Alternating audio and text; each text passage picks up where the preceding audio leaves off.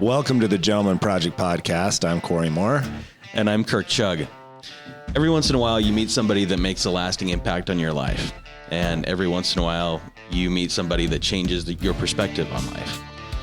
And every once in a while, you meet somebody that inspires you to live your life more fully. Today on the podcast, we have one of these people. Erik Thompson is a beloved husband, teacher, and coach. He has recently been diagnosed with ALS. The path forward for him and his family won't be easy, but if anybody can give this disease a run for its money, it's Erik Thompson. There's a reason that the community wears clothing branded Thompson Tough in Ogden, Utah. Erik joins us today in Salt Lake to discuss how the disease is affecting him and how he's choosing to fight and create a legacy for his family, for those he coaches and those that love him. His story is a reminder that quiet giants do walk among us. Erik Thompson, welcome to the podcast. All right. Thanks, man. That was, who wrote that? Blake? There's a bunch of lies in there. Made me sound way better than I am, but glad to be here. We have Blake Red kind of facilitated this introduction, and he brought you down to Salt Lake today. Blake's been on the podcast before, and he's in the studio with us today. Appreciate him making this happen. In Ogden, Utah, which is where all four of us come from. Like, yeah, O-Town. We're all O-Town boys. You've heard of Erik Thompson. He's the head football coach at Ogden High and has been for a number of years and has made a huge impact on the boys in that program. And they all love him. He is a beloved coach. And I really am looking forward to talking to you about how you make those relationships with these young men. Because as men, we all have those opportunities to be mentors to other people, including young men who eventually take our place in society. You got some type of a formula that works up on your team. And so we kind of want to hear from you about that. Oh, thanks, Kirk. Yeah, I actually use the term, and I think I even have it on my Twitter, not that I ever do Twitter, but what I don't really consider myself a teacher or coach. Trying to build men for others is my job. So it's funny you say that. I didn't start out that way, though. I'm probably the same as everyone else. I got done playing college football and missed it and loved it, and I thought my dad was my high school baseball and football coach, and I originally thought, well, I'm not going to be like him. I'm going to make money and go do something different, and had pretty decent grades. But I just kept getting kind of lured into the coaching. And when it started, definitely probably like anyone else, I was just, I'm trying to win and, get my competitive juices flowing and that itch scratch. But you kind of slowly figure out that football is not really about football. So you mentioned it's making men for others. Expound on that. What does that mean to you that you're turning these kids into men? I read that in a book once, and I thought, man, that's really what I would describe my job, and kind of with more intention, more purpose, started trying to do that. Been surrounded by a lot of good friends in the coaching business that we kind of share the same, ideals and thoughts, and so it kind of fostered. I think it was Coach Chad Sims, who's at Davis High now. He was at Northridge for a while, and we kind of came up with that together, like our job's building men for others, and started putting it on things. And I think when you're focusing on something, then you get better at it. Instead of just haphazardly going through the day of coaching, you're reminded, like, what's my why? You have it up there. That's it. Now I'm pretty competitive. We try to always win as many games as we can. And they joke in my team, I'm a pretty emotional person. I go 0 to 10 with anger and with joy and with sadness, and they get to see all my emotions. But in the end, they know that we're trying to win football games. But that's really not the most important thing, what we're doing. Guys like you that spend the amount of hours that you do coaching these young men, they're few and far between in our society. And hopefully people that are listening that do coach can kind of adopt that, it is about winning, but it's about the things that you learn. My boys are playing high school football for the first time this year, and they're freshmen, and they're having the freshman experience. And I said, it's not about you, it's about your team, and it's about what you learn together as a team. And, just trying to teach that. They've got a good coaching staff, and they're trying to teach them those things. But I'm grateful for coaches like you. You mentioned you were competitive. How has being competitive and that competitive nature helped you with your recent diagnosis of ALS? Well, I think it's a good and a bad thing, to be honest with you. You talk about grit. I've always felt I'm a pretty gritty person. I've always been an underdog. I mean, I started playing football when I was 7, and I was like a 10-play kid till I was in 8th grade. And I only started getting the ball and playing because everyone on the team made the junior high team but me. So I was always kind of undersized and felt like people didn't think that much of me, and kind of became a pretty gritty, tough, hard-nosed kid. But and that's where ALS is really tough, because when you first get diagnosed, you think, well, I've gone through 100 hard things. I'll just, put my nose to the grindstone and I'll get through this and I'll battle. And then you realize pretty soon that, it doesn't really matter how hard you battle. Like, there's no way to beat this thing, and that you need help. Yeah. So I think tough's being important, but I think being aware that there's another part of grit that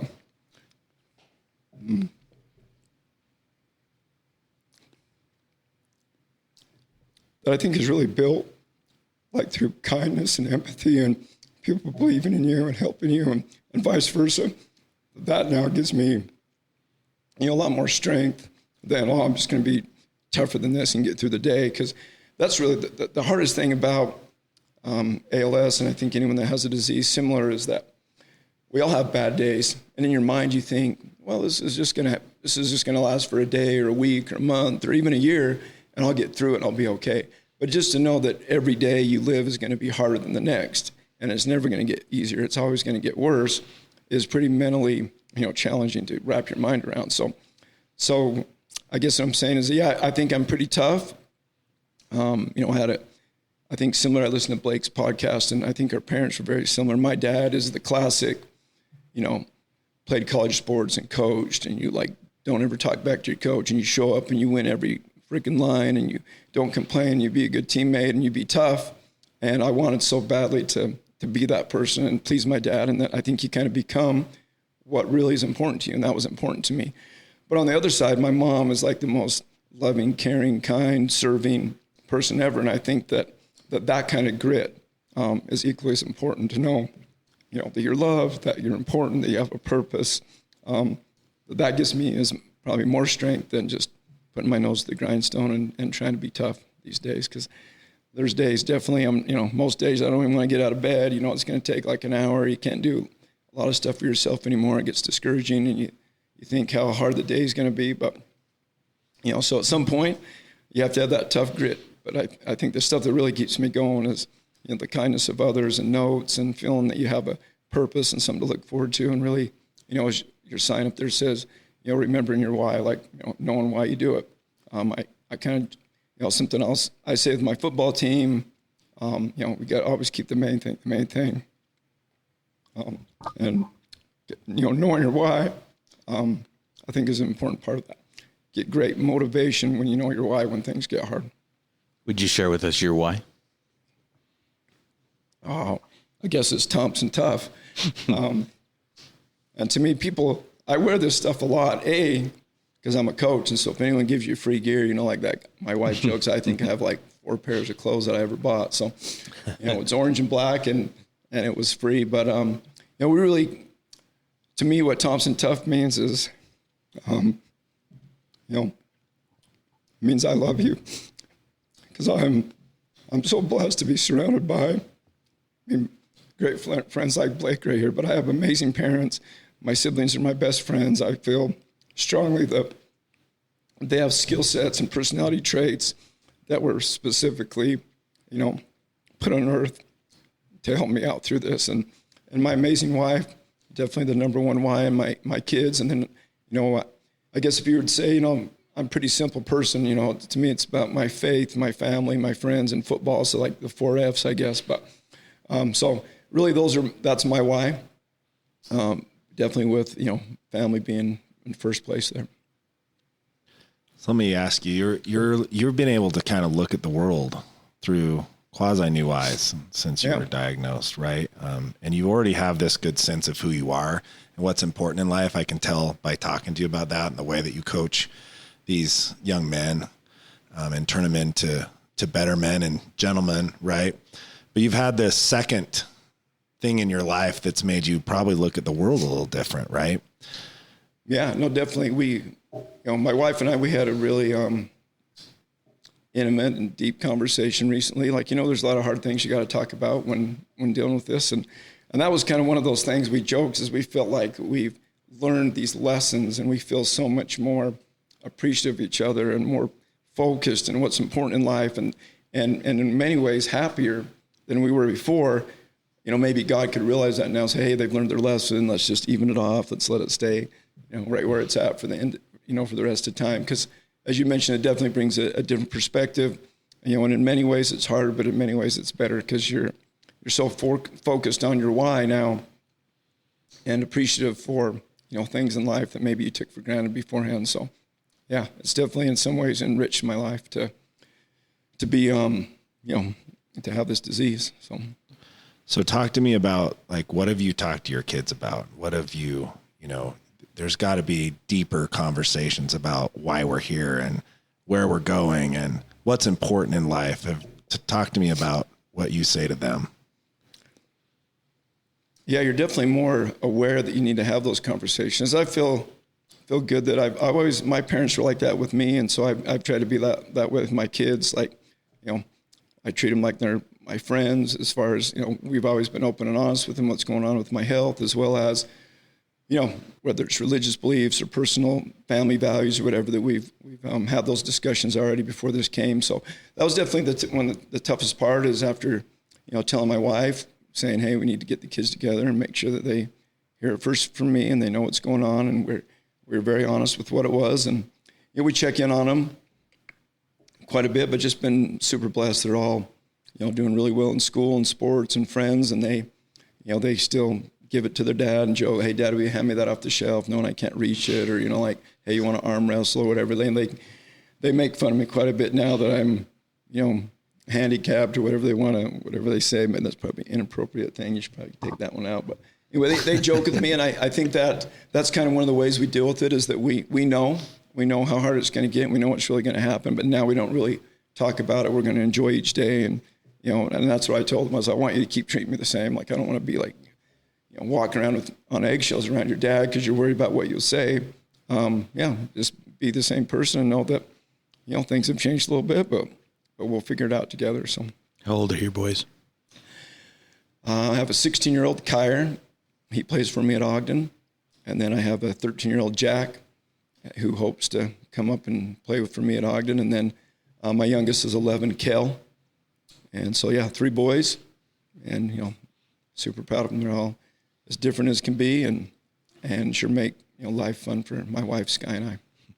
They have seen what's happened in the community in which you coach.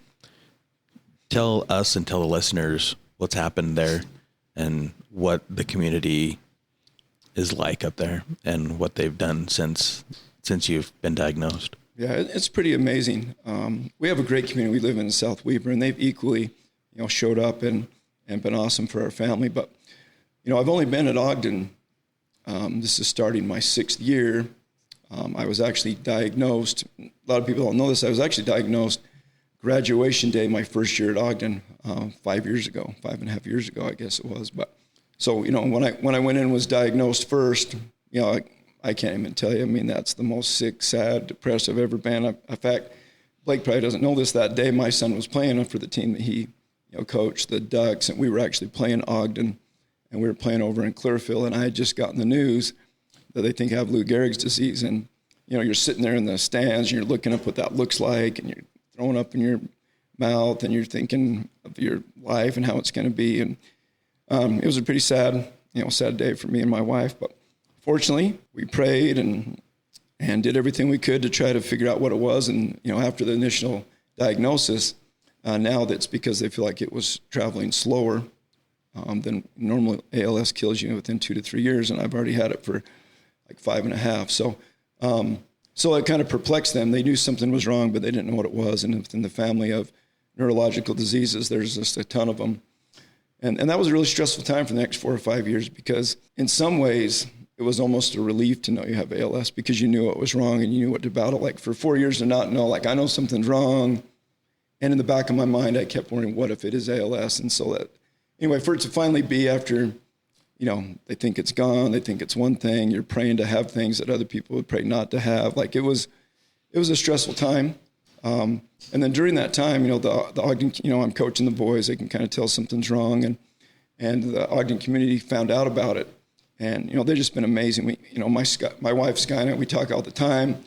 We loved our experience at Northridge, but we really feel that being at Ogden was an important part of our plan, because the amount of help and friendships that community has provided us, like, we don't know if we could have made it through without that. So whether it's, golf tournaments are being put together. There was an amazing game last year where they did the Erik Thompson night, and there was just thousands and thousands of people there. It was one of the more, honestly, for lack of a better word, spiritual experience I've ever had. We came out on at halftime, and there was a tunnel of thousands of people from the locker room right to the sideline that were all my friends and family and former players. And then after the game was over, they surrounded the field, so there was no gaps, and they and then it was just pitch quiet, and someone, my niece sang, a song, and they kind of joined. And so it was just crazy. It's 9:30 at night, and there's just thousands of people around the field, and just the amount of love that we felt that night. Jay Hill from Weber State came and spoke a little bit. I've been able to have a pretty good relationship with him. They've battled through some stuff with their family, and the Ogden community has been, absolutely amazing. I think those people there, they love their school like you can't believe. There's a lot of them because it's such an old school. They don't really move away. And as soon as you become as soon as you become a Tiger, Ogden High till the day I die type of stuff. So, they adopt you in pretty fast. They're used to, I think, people coming in and out. They're very welcoming and not judgmental. And just, we just love the community up there. You are wearing a bracelet that says F.A.M.I.L.Y. on it, and it's black and orange. I know that's an acronym for you. Would you talk to us about what family means to you? Oh, sure. Yeah. This is, my boys, they'd probably be mad if I sold them out on this, but they like crafts. So, whenever my wife gets sick of them in the summer, run around. So she bought a bunch of beads and stuff, and they've all made 10 bracelets and necklaces and stuff. But anyway, my youngest made this for me. So it kind of means, it means something to me, because he knows the acronym as well. So he put family on there. He was pretty proud that he figured out how to do that. But I heard it somewhere a long time ago. I actually started at Northridge, so I've been probably saying it for about 15 years now. But we made it into an acronym. Every football team claims they're a family. We try to talk what does a family really look like? What does a family do? What does it mean to be a family? So we came up with the acronym that stands for Forget About Me, I Love You. And really, to be on a team, it's about putting your teammate first. And we talk to our leadership council about being servant leaders, and that really that's the point of playing football. At the end of the season, we talk our core values are our toughness, attitude, perseverance, and effort. Were we those? Did we become a family that really was teammates that looked out for each other and loved each other and served each other? In the last part, we kind of have an acronym like F2TF that I stole from the Smiths at Northridge. I was the coach there when they had a son that passed away from cancer before his sophomore year, and became close with them, and we kind of made that our little mantra, and we wore that for 4 or 5 years, and I think it's kind of stuck around at Northridge. But F2TF, just fight to the finish. So I guess I'm kind of a saying guy. I have 4 or 5 little mantras, and I keep it simple with those 4 Fs, and try to wake up every day and get to work. So fight to the finish. That one probably means a lot to you now. Yeah, it does. It does. Yeah, we got a sticker and put on the back of our helmet this year, and we'll have a little presentation about it here in a week. But that's I don't know if it's fitting or ironic, but I became pretty close with a family who lost their son to cancer, and his mantra was fight to the finish. And then they sponsored a golf tournament early on for me and gave all the proceeds to me, and kind of wanted to pay it forward. And we kind of adopted the F2TF over at Ogden now. I got stickers made on the back of my truck, and my kids know what it means. And a good saying for, I guess, any football team or anyone in any circumstances of life, but definitely means a little more to me now. Not only the words, but just who they came from. You're obviously a great coach. Kind of thinking to myself, man, I wish my kids had this kind of coach. That's pretty awesome. It's not too late. It's not too late. I got to move back to Ogden. Experiences at Ogden High. There you go. I was really kind of inspired. You talked about your mom and dad a little bit, and obviously they gave you some kind of baseline of some values and some ways that you look at the world. Talk to us a little more about what are some of the things that your parents taught you that have helped you in your life, and how are you teaching some of those things to your kids? Oh, sure. Yeah. Great question. That's kind of the point of this podcast, right? Gentlemen, and I really feel like that's the most important thing that can happen in the world right now is being a good parent. I see a lot of difficult situations for my kids at Ogden. And it's not just, I think a lot of times people think, man, that kid's rich or his parents have money or, no one's sick in their family. Everyone thinks that maybe if you're well off, that you don't have problems, you're not struggling with mental health or issues. And I think, every family and every person has things they're dealing with. So, being a good parent is just so important. I honestly was just given like a cheat code for life with my mom. There's no one on earth that's ever met my mom that doesn't say she's one of the most neat and special ladies that, anyone's ever met. Very similar to Blake's mom. So I think maybe there's a reason that we're similar. We're, pretty rough on the outside, but on the inside, I think we're mama's boys and we're teddy bears. And, growing up, my dad was, the head football coach, the head baseball coach. He was a college referee in the basketball season. Like he was gone all the time, and I loved it. I would go with him. I'd go on most of his reffing trips, and I was holding his hand on the bus. But there was a lot of times, for the most part, when I'd come home, it's my mom playing catch with me in the backyard. And I was joking with my boys the other day. We had quiet hour like every day. We had to just be quiet and either do art or, crafts and things like that, draw dinosaurs, whatever. But I became really close with my mom, and she's just huge into serving others and putting them before herself. Like we used to joke all the time. She'd make cookies all the time. We never got them. We were driving around the neighborhood. I could tell you 1,000 stories about my crazy mom, picking up hitchhikers and going to the grocery store and buying stuff for them. And we're in the car with them. And just, she's just so loving and serving of others that had, a huge impact, I think, on us.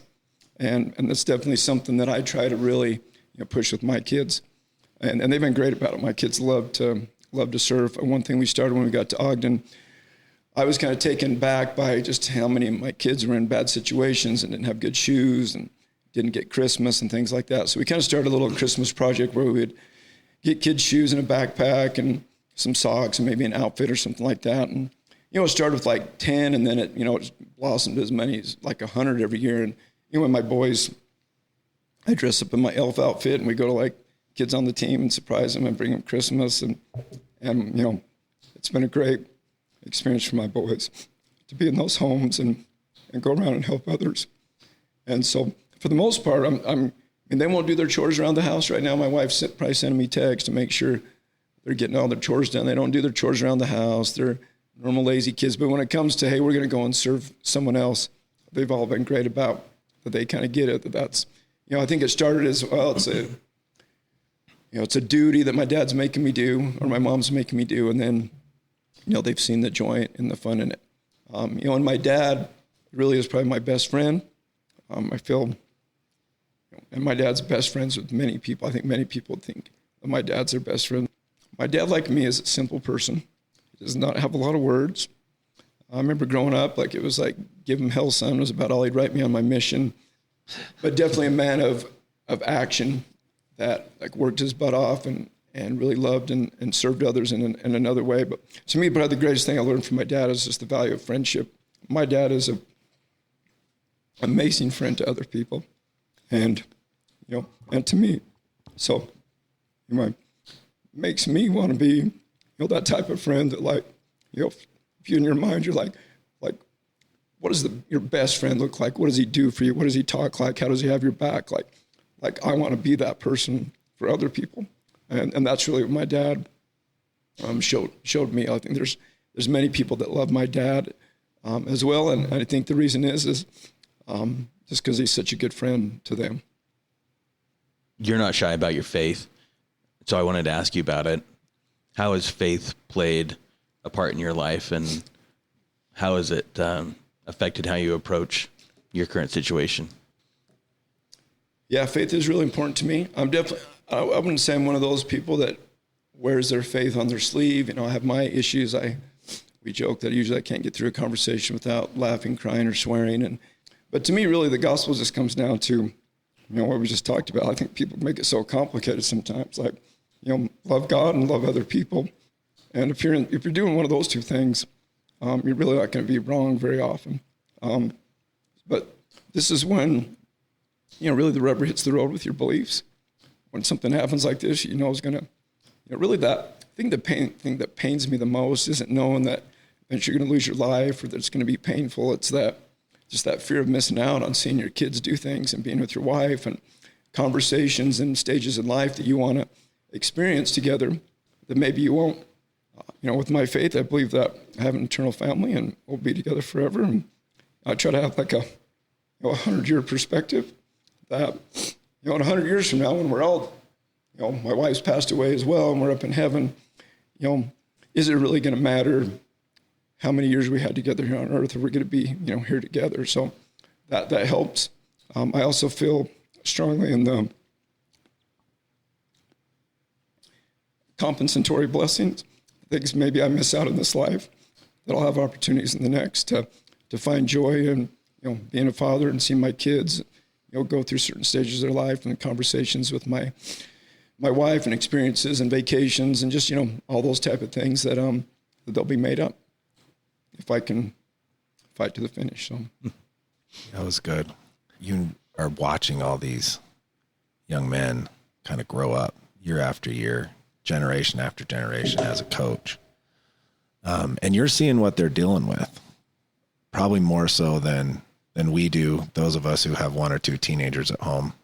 You've got 70-something teenagers that you're talking to every year, working through things with them. What's going on in their world today what can we do as parents to best support especially our teenager kids? Yeah, that's a great question.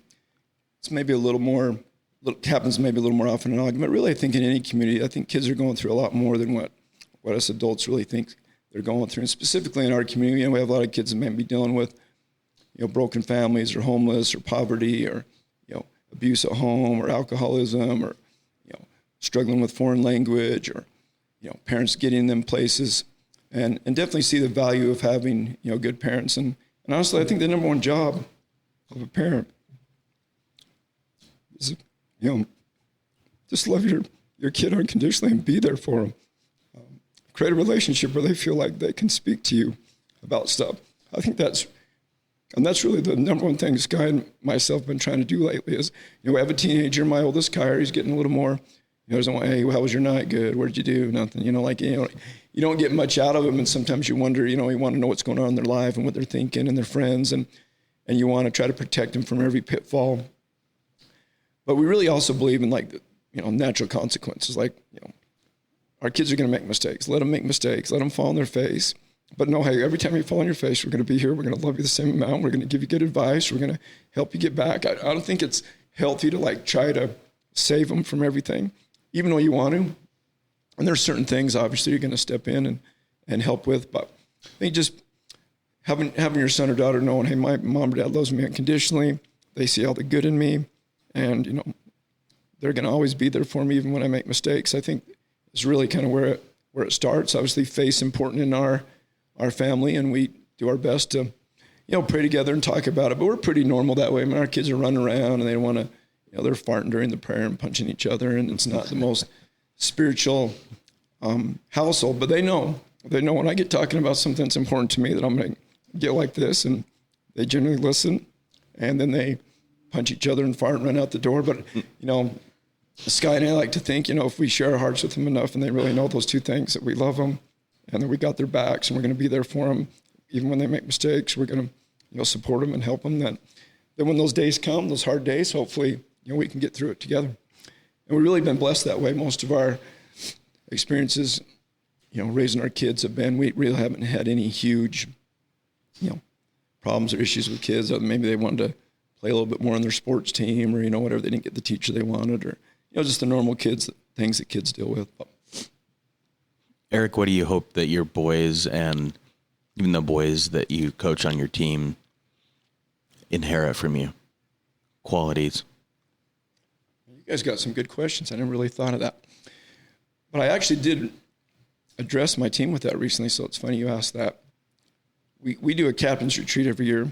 I have a coach who has a cabin up in Bear Lake, and we're fortunate to take, this year we had 13 on the team council, and we went up there, play a bunch of games, cornhole, and, you're throwing the Frisbee around and spike ball and, a lot of fun stuff, dinner. And then we always kind of finish it with a campfire. And every year I kind of give them an assignment. This year I found a book called The Butterfly Effect. That was given to me from a good friend, Travis Lund, who's a principal now at Viewmont, was an assistant coach for mine for a long time. So the good thing about that book, I don't like to read. I like listening to podcasts, actually, but I'm not a great reader. But I could read it in about an hour or two. It was a really good book, and it talked about that ripple effect of someone doing some sort of courageous kindness for someone, and how that can just multiply and change the world and do amazing things. That gave 2 examples in there of George Washington Carver and Joshua Chamberlain from the Civil War. But so those stories I made my kids read, and then each captain had to share a butterfly effect in his life. Someone has changed his life for the better, and how. And then they had to pick one word to describe themselves that they were going to demonstrate for the team to try to help change the team for better in the future. And, all the coaches did the same thing. So I had to pick a word that I thought was the most important to me. So I guess that would probably be the word. And I said gratitude and grateful. To me, that's, with me, I'm not saying with everyone, it's kind of where everything starts. Because like I often honestly feel like I'm just like a movie in my own actor every day, like pretending to, be tough and, I can get through this. And I'm feeling just as vulnerable and sad as anyone inside, and don't want to get up and don't know how I'm going to get through the day, and depressed or sad about something. But so I just found the number one thing that changes my mindset for that day. I think it's impossible to have a negative attitude when you're grateful. So I just try to think of what can you still do? The great things you have in your life. Be grateful. It makes me have a positive attitude. It makes me motivated. It helps me, get out of bed and get ready. And, that usually leads to action for me. So I think gratitude. That's super inspiring to me. Thanks for sharing that, Erik. That's cool. We all need to look in the mirror with whatever we've got going on in our lives and ask ourselves, what should we be grateful for? Because most of us have a lot more to be grateful for than not. Amen, man. Amen. Yeah. So you don't really, I think that's kind of like some of the new perspective that I feel like I have. Like, I know it doesn't work this way, but I joke, like if I were up in heaven and there was like a menu and like I could just pick everything I wanted on the side, like smoking hot wife, best friend wife, like love where you live, great friends, family, kids, love your job. Like, I really could check every box. And if on the side, it was like, well, what's the cost? And it was like, oh, you're going to have ALS and maybe your life's going to be cut short. Like I would have paid that at any minute. So I think if you kind of have that perspective about it, like, man, look at all these great things I have, and I have to deal with some bad things, it's worth it, I can do it. But definitely didn't always think that way. Definitely, have my days where, you're feeling sorry for yourself and you're mad and you're bitter and you're angry and you want to swear and punch stuff or just be frustrated. And I definitely have those days. I'll come out and I'm like throwing shiz around in the garage or whatever because I couldn't open the gas can, and kicking stuff and swearing. And anyway, so I definitely have those days. But the thing that kind of keeps me grounded is gratitude. And that definitely starts with, my wife and kids and an amazing family and parents that I have. So you've mentioned quite a few people in your life that have been impactful to you or inspired you. Certainly your parents and your wife. Who are some of the other people in your life that you say, oh man, this person was a mentor to me or really inspired me or maybe impacted you and made you who you are today? And why? Why did they impact you? Definitely a lot of those guys. I feel like I've kind of been blessed in that area. And definitely, recently the number one is my wife, and really feel fortunate to be able to connect stronger with her during this time. In fact, you kind of look back, like my advice would be, before I talk about those people, I think it's human nature.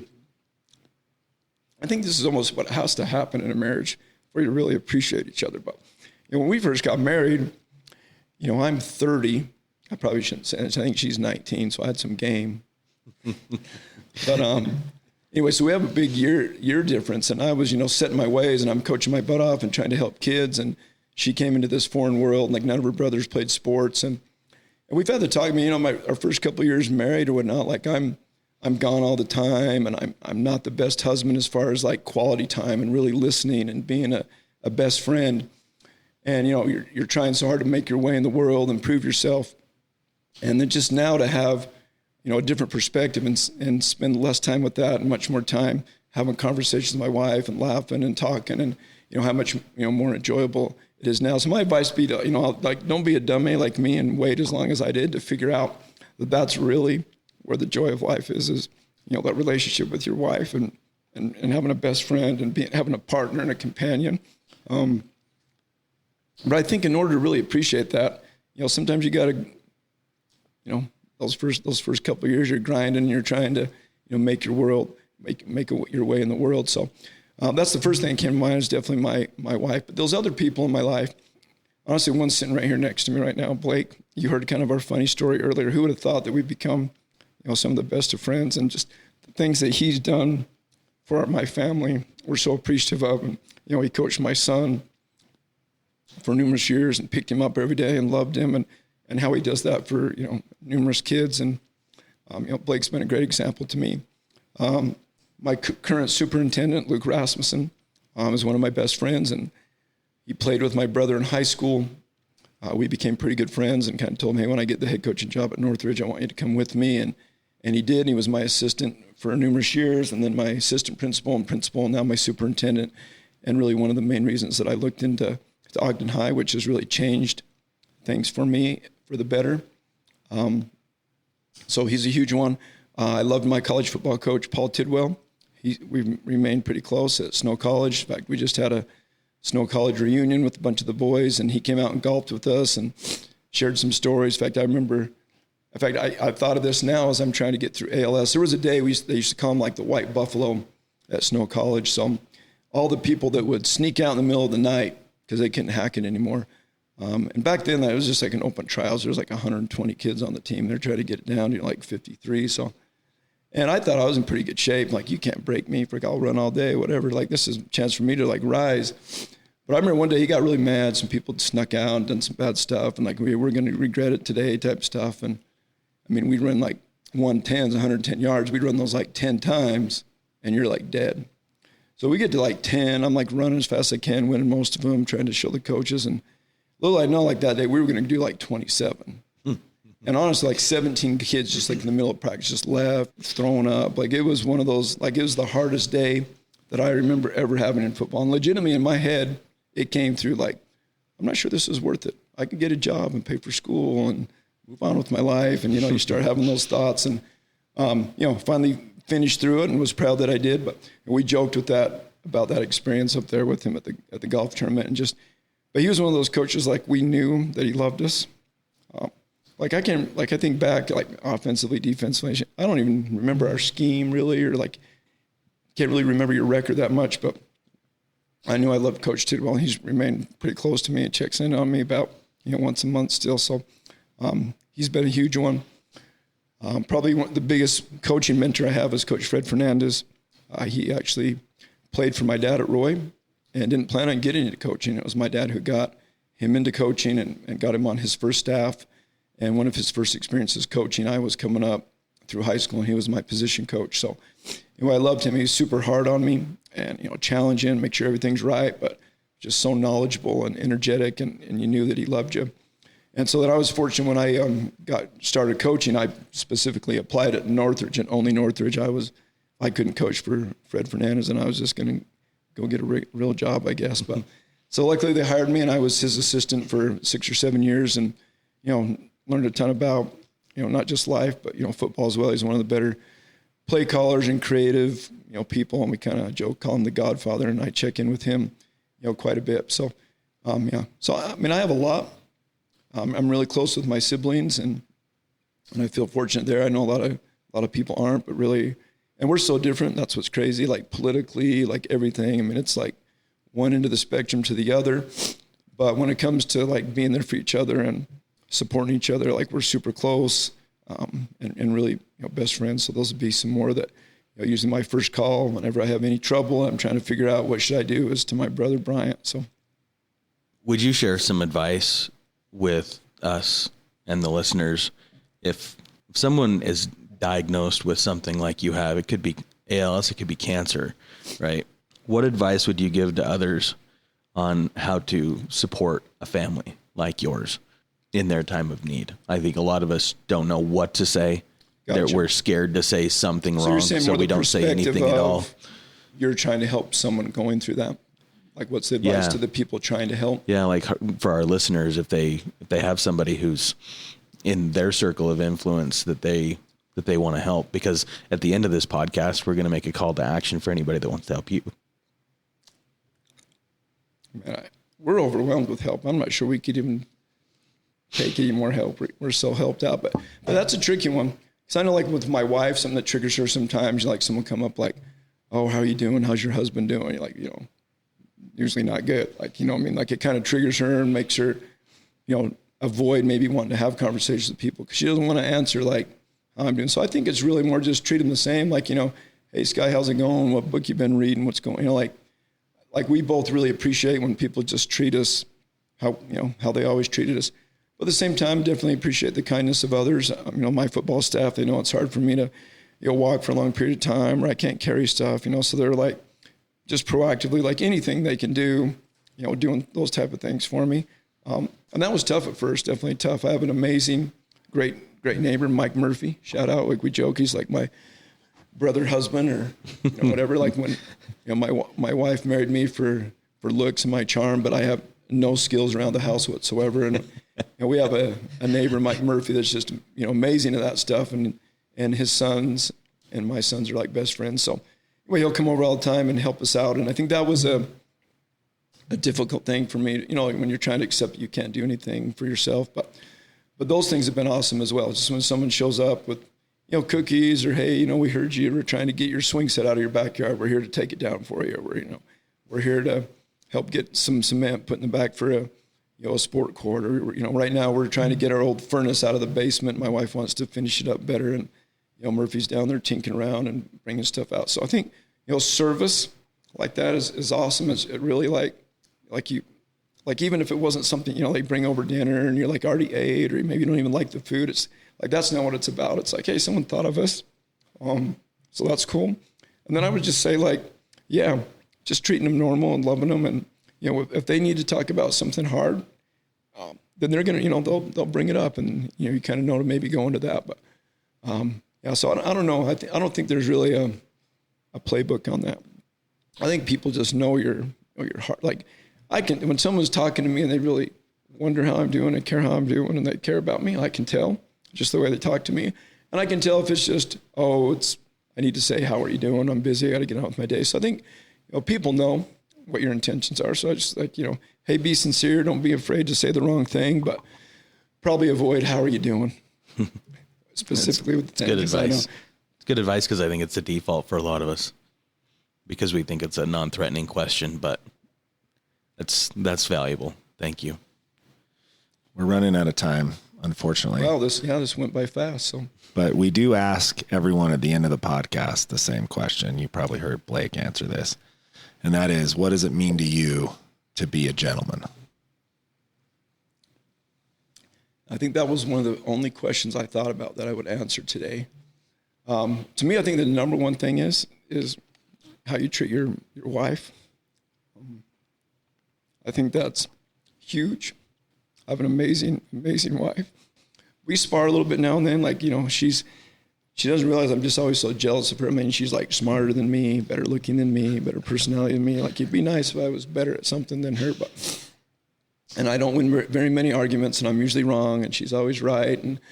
But she's super patient with me, and just an amazing mom.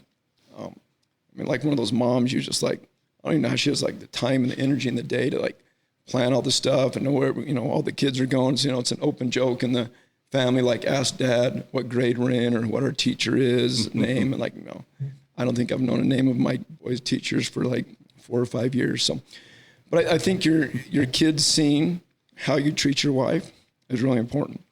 That's more important than any lesson they'll ever get, how they're going to treat. Because to me, really, being a gentleman starts with, how are you going to treat your wife? How do you treat your mom? How do you treat people of the opposite sex? Being kind, being a gentleman, respecting them, valuing them.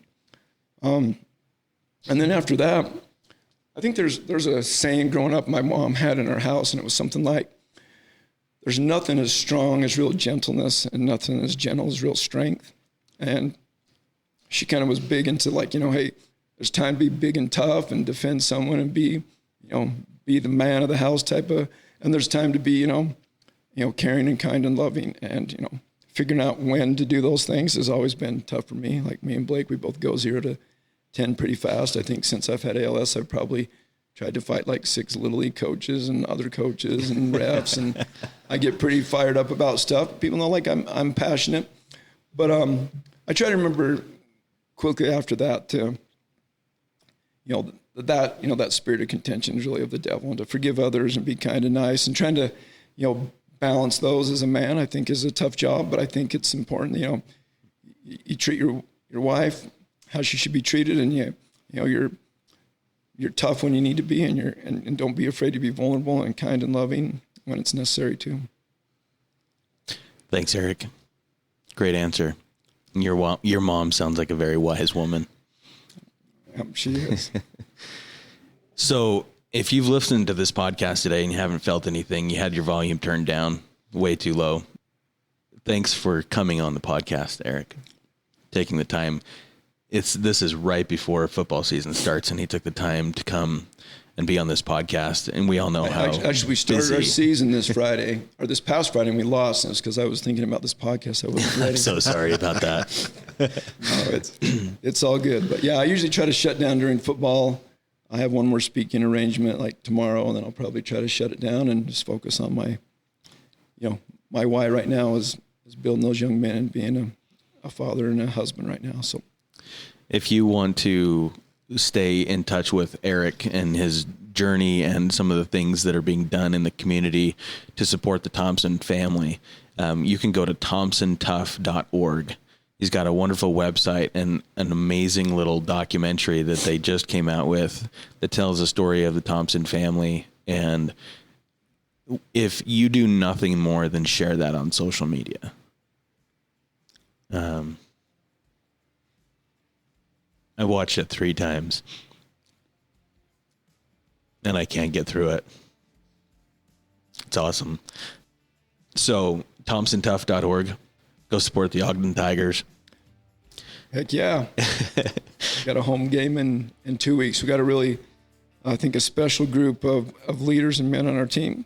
How good we are at football, we'll find out. But they're sure fun to coach. And my son's a junior on the team, and loves being at Ogden High and loves all his new friends. So it's, I joke with my wife. I don't think she thinks I've ever worked a day in my life. I get to go and hang out and talk shiz with the boys and laugh and be a little kid again every day. So thanks for being the man that you are. Thank you. And we appreciate your time today. Thanks for joining us on the podcast today, everybody. If you felt like you needed to share this podcast with somebody today, we encourage you to do so. Act on that thought. I'm Kirk Chug. I'm Corey Moore. Thanks so much for being with us, Erik. Thanks, guys.